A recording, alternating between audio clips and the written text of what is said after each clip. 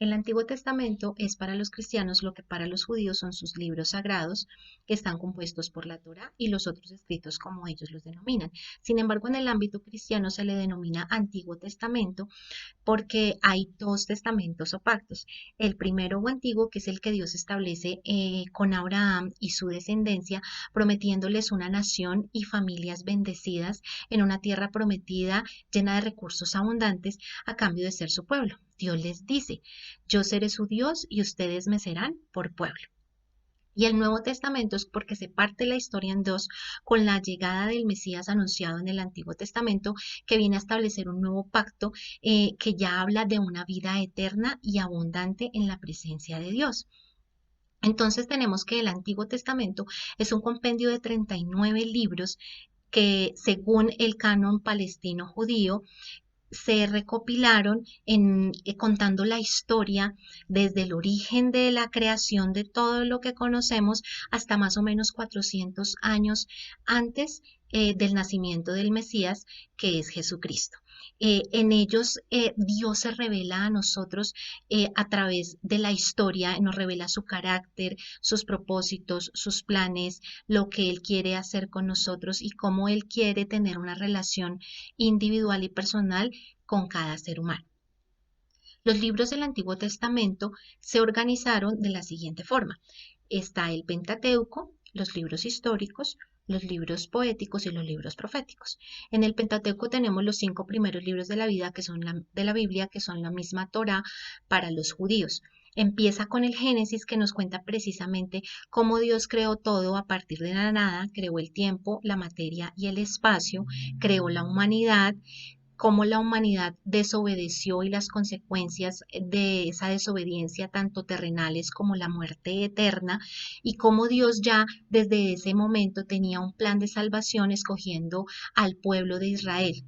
Iniciando ese plan a través del pueblo de Israel, escogiendo a Abraham y su descendencia en Isaac y Jacob, quien es el padre de las 12 tribus de Israel y a partir del cual se le da el nombre a esa nación, Israel.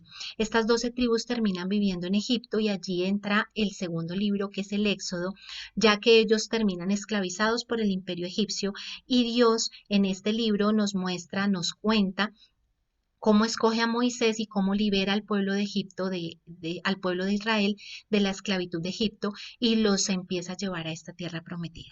Estando en el desierto, para llegar a la tierra prometida tenían que atravesar el desierto. Estando en el desierto, él aparece a Moisés y le da las leyes en el monte Sinaí.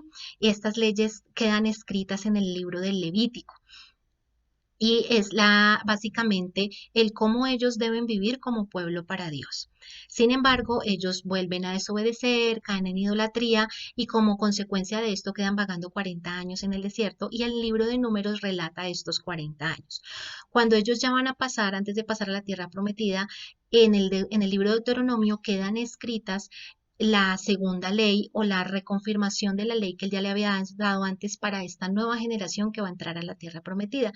Allí empiezan ya los libros históricos que empiezan en Josué, donde se relata cómo conquistan bajo el mando de Josué la tierra prometida. Luego tenemos el libro de Ruth y Jueces, donde se relata cómo nuevamente el pueblo desobedece, cae en pecado, sufre las consecuencias de ese pecado, claman a Dios y Dios en su misericordia les envía jueces que los liberan de la opresión de los pueblos, que era la consecuencia que ellos recibían por desobedecer a Dios.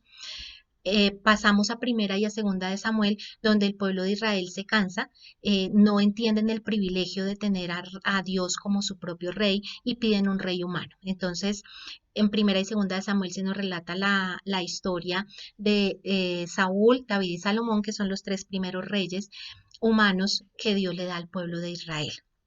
Pasamos a primera y segunda de Reyes y primera y segunda de Crónicas, donde en estos 4 libros se nos relata de forma, desde ángulos diferentes, la historia de los reyes que presiden a Salomón, pero ya bajo un reino dividido. Ya no es un solo reino, el reino de Israel, sino que se dividen las tribus y quedan en el reino del norte y en el reino del sur, donde cada uno nombra a su propio rey, pero la mayoría de estos reyes no rinden su voluntad a Dios, sino gobiernan bajo el gobierno de Dios. Paralelo a todas estas historias se escriben los libros poéticos y los proféticos. Los poéticos son 5 y los proféticos son 17. Y los poéticos básicamente se llaman así porque están escritos en forma de poesía y son escritos transversales con diferentes contenidos de sabiduría y de alabanzas a Dios. Tenemos la historia de Job, tenemos el libro de Salmos, que son himnos, cantos y oraciones escritos principalmente por David y Salomón durante la época que ellos vivieron. Y tenemos los libros de Proverbios, Eclesiastés y Cantares, escritos principalmente por Salomón. En Proverbios está derramada toda esa sabiduría que Dios le dio a Salomón.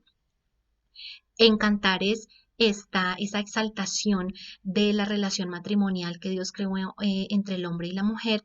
Y en Eclesiastés está como una reflexión espiritual que Salomón hace acerca de la vanidad.